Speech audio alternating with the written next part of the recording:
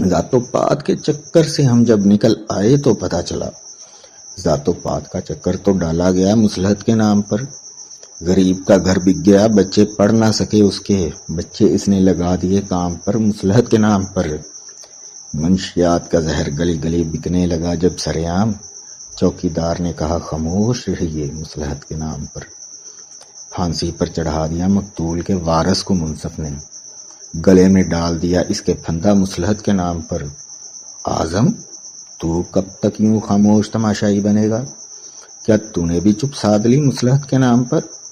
کل رات اس بنت ہوا کی لوٹ لی گئی عزت سرعام، وہ پچھلے دنوں چپ نہ رہ پائی مصلحت کے نام پر۔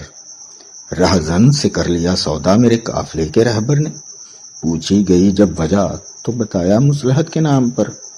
ڈراتا رہا وائز مخلوق کو خدائے ذوالجلال سے، اصل بات نہ بتائی اس نے مصلحت کے نام پر۔ نشان منزل تھے جن کے ابا، وہ گدی نشیں اب بنے خدا، بتاتے نہیں وہ رستہ خدا کا مصلحت کے نام پر۔ اعظم تو بولتا ہے اور حقیقت کو کھولتا ہے، لگتا ہے تو بھی مارا جائے گا مصلحت کے نام پر۔ کب تلک